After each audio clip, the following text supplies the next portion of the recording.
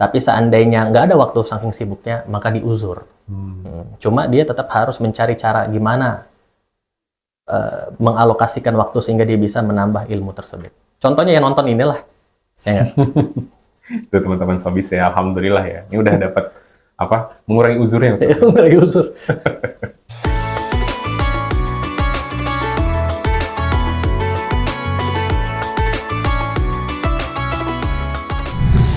Assalamualaikum warahmatullahi wabarakatuh.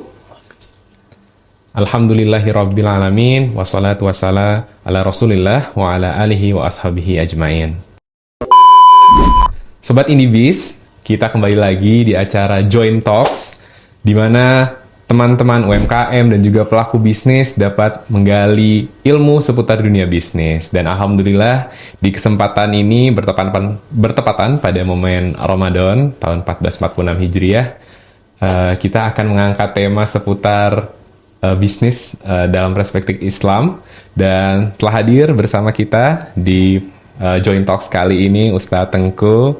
Assalamualaikum Ustadz. Waalaikumsalam. Alhamdulillah sudah hadir. Ini mungkin untuk teman-teman yang masih belum tahu nih latar belakang Ustadz, boleh dong Ustadz. Ini kita mau kepo-kepo dulu nanya seputar latar belakang Ustadz. Boleh Ustadz memperkenalkan dirinya dulu. Baik. Assalamualaikum warahmatullahi wabarakatuh. Waalaikumsalam. Perkenalkan, nama saya Tengku Muhammad Laksamana. Saya latar belakangnya syariah, ilmu fikih dan usul fikih, lulusan dari Yaman tahun 2021. Ya, dan sekarang saya di Balikpapan sebagai owner dan juga guru Pondok Tahfidz Putri, ya, Pondok Tahfidz Quran Putri Bait Sakinah, ya, dan juga insya Allah selama di Balikpapan ini juga dakwah ke masjid-masjid dan juga ke pedesaan, insya Allah. Dan saya juga melakukan ini video kreator, konten kreator juga nih. Masya Allah. Ya. Jadi kita bisa collab nih. Masya Allah Ustadz. Dan juga ini terima kasih Ustadz sudah meluangkan waktunya untuk hadir di kantor Telkom ini di sela-sela pengisian kajian seperti itu ya. Dan kita akan membahas tema yang pertama dulu Ustadz seputar adab berbisnis dalam Islam. Baik. Namun sebelum itu mungkin boleh Ustadz mohon ilmunya terkait dengan mungkin apa sih sebenarnya pentingnya untuk mengedepankan syariah dalam berbisnis. Baik, jadi teman-teman sekalian, kita itu kan hidup harus tahu ya, apa tujuan hidup kita. Allah Subhanahu wa Ta'ala berfirman, "Wa ma khalaqtul jinna wal insa illa liya'budun." Tidaklah kuciptakan jin dan manusia kecuali hanya untuk beribadah kepadaku. Artinya kita harus mengikuti perintah Allah dan juga perintah Rasulnya. Maka ketika masalah bisnis ini pun juga diatur dalam Islam. Ya, Allah Subhanahu wa Ta'ala berfirman, "Ya ayyuhalladzina amanu la ta'kulu amwalakum bainakum bil batili illa an takuna tijaratan an taraddim minkum." Yang artinya adalah, wahai orang-orang beriman, janganlah kalian saling memakan harta kalian dengan cara yang batil, kecuali dengan cara perdagangan yang kalian suka sama suka atau ridho antara kalian. Seperti itu. Jadi ada penting dalam Islam itu ada masalah bisnis ini. Masya Allah Ustadz. Nah ini untuk pelaku bisnis ini di Indibis ini memang penting ya Ustadz ya untuk mengetahui seputar dasar-dasar terkait dengan jual beli tersebut ya Ustadz ya. Mungkin bisa dijelaskan juga Ustadz korelasinya bagaimana kita sebagai manusia ini kan tadi Ustadz menyampaikan ya tujuannya beribadah sebenarnya Ustadz. Sebenarnya hubungan antara bisnis dengan ibadah itu seperti apa Ustaz? Jadi sunatullah kita sebagai manusia hidup ini adalah selain beribadah kepada Allah, kita harus mencari penghidupan. Itu sunatullah. Nggak bisa kita cuma sujud, ya kan, berdoa kepada Allah di masjid doang, kemudian uang datang dari langit, enggak. Jadi sunatullahnya kita harus berusaha, dan salah satu usaha tersebut dengan cara berbisnis. Rasulullah pernah ditanya oleh sahabat, "Ya Rasulullah, ayul kasbil afdal?" Pendapatan apa yang paling afdal? Maka Rasulullah Shallallahu Alaihi Wasallam menjawab, pekerjaan seorang laki-laki dengan tangannya, dan kullu bai'in mabrur, dan seluruh perdagangan yang mabrur, yang baik. Berarti perdagangan ini diakui dalam Islam, bahkan disebut oleh Rasulullah Shallallahu Alaihi Wasallam merupakan cara mendapatkan penghasilan yang terbaik. Dan juga Rasulullah Shallallahu Alaihi Wasallam bersabda, pedagang yang jujur dan amanah akan dibangkitkan bersama para nabi, para orang-orang jujur, siddiqin, dan syuhada, orang-orang yang meninggal di jalan Allah. Jadi luar biasa ini, dapat surga yang tertinggi dengan cara berdagang. Mungkin boleh cerita sedikit juga Ustadz. Mungkin ada sahabat-sahabat Rasulullah SAW yang memang ini banyak meluangkan waktunya untuk bisnis Ustadz. Ya, salah satunya yang terkenal Abdurrahman bin Auf. Itu pasti insya Allah kita semua kenal namanya ya. Abdurrahman bin Auf itu salah satu orang terkaya di zaman Rasulullah Sallallahu Alaihi Wasallam. Dan juga Utsman bin Affan. Utsman bin Affan itu beliau khalifah, ya, maksudnya khalifah itu pemimpin, presidennya, ya, yang menggantikan Rasulullah yang ketiga. Jadi setelah Abu Bakar, Umar, Utsman bin Affan. Beliau adalah sahabat Rasulullah yang juga pengusaha kaya. Saking kayanya beliau, banyak wakaf-wakaf beliau yang sampai sekarang masih bertahan. Jadi kayak di Saudi Arabia itu ada kebun kurma, ada sumur, ya, itu semua atas nama Utsman bin Affan. Dari 1400 tahun yang lalu sampai sekarang hartanya masih ada dan berputar, menghasilkan. Maka itu yang disebut dengan amal jariah. Karena hartanya wakaf, sehingga keuntungannya dibagi juga untuk kaum muslimin, sebagian digunakan untuk memperbesar usaha. Begitu, 1400 tahun yang lalu sampai sekarang masih bertahan usahanya. Masya Allah. Jadi ada rekening bank di sana yang atas nama Utsman bin Affan. Kalau orangnya udah nggak ada. Masya Allah. Jadi amalnya diputar terus ya Ustaz, ya. Dan Rasulullah sendiri juga pedagang ya Ustaz? Pedagang. Beliau pedagang sebelum menikah dengan Khadijah radhiyallahu anha, pedagang. Namun ketika beliau sudah menjadi seorang nabi dan rasul, betul-betul memberikan seluruh daya dan usahanya untuk berdakwah. Jadi nggak sempat lagi untuk berdagang beliau.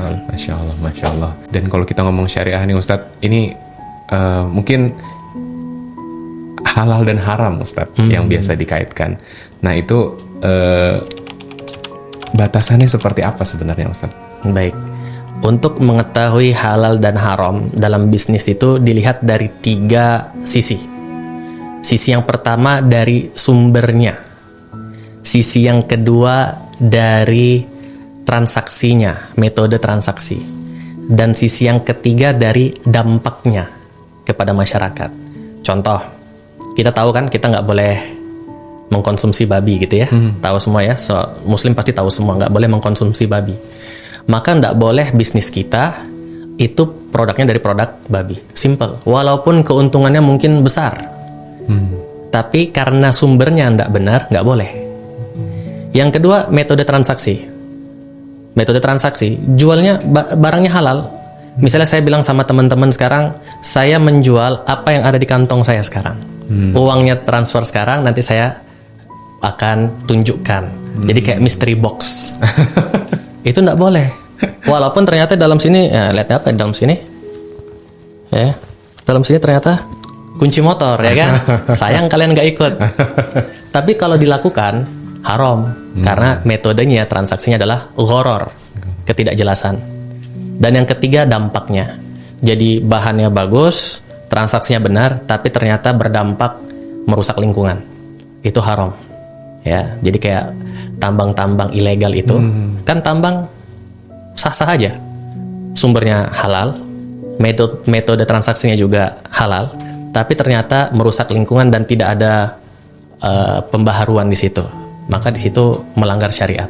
Jadi dari sumber, dari metode transaksi, dan juga dari dampak. Ya. Tadi tambang gitu ya Ustaz. Berarti kalau misalkan usaha-usaha yang tidak patuh terhadap hukum pemerintah, mungkin pemerintah Indonesia gitu Ustaz, itu apakah juga termasuk? Karena itu memang ada perintahnya, atiullaha wa atiur rasul wa ulil amri minkum. Ikutilah Allah dan ikutilah Rasulnya dan pemimpin di antara kalian.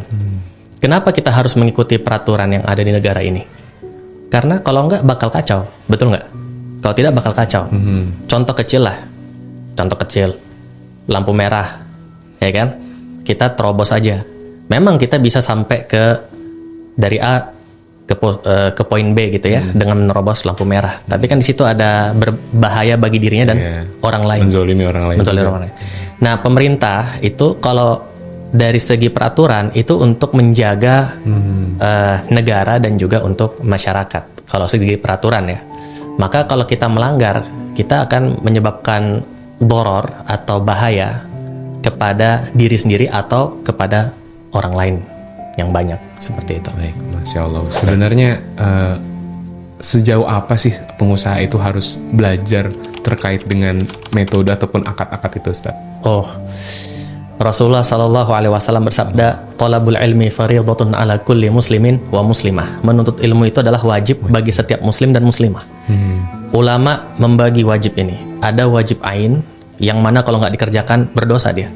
Dan ada wajib kifayah, yang mana harus ada yang ngerjain, kalau nggak berdosa semua. Nah, penjelasannya seperti ini. Apabila kita mau melakukan suatu amalan, maka belajarnya itu wajib ain. Contoh, kita sholat tiap hari, maka belajar tentang sholat wajib ain. Kita puasa tiap tahun, puasa Ramadan, maka belajar tentang puasa Ramadan wajib ain. Adapun kalau amalannya belum mau kita kerjakan, maka hukumnya wajib kifayah.